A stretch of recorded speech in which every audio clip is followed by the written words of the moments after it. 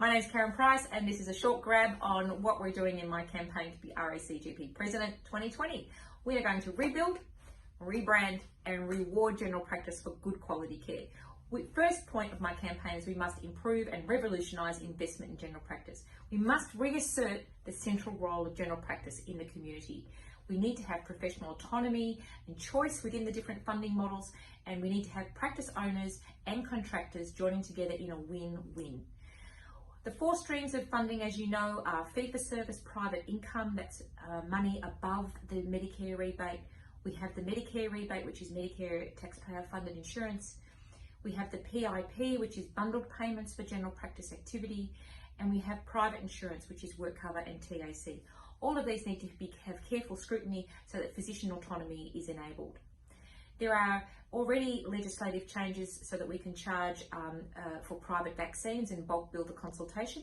We need to extend that in very small steps to dressings so that we can actually charge for dressings and bulk bill the consultation. And we can demonstrate that we're not going to misuse the government's trust in us, that we can behave like professionals and proper stewardship of taxpayer money. The government needs to develop a safety net for the clusters of inequality around Australia. We can't ignore that there are different areas and different access to general practice within Australia.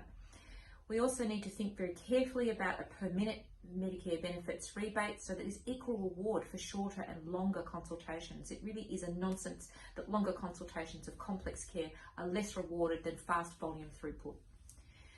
We need to, equally within that, we need to sort of decrease the procedural bias and task bias to a model of longitudinal care.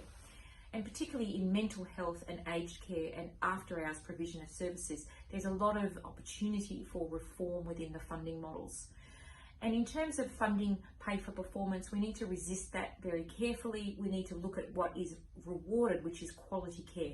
We must have GP-led data governance and not be given a set of targets that are meaningless for our patients and for our practices.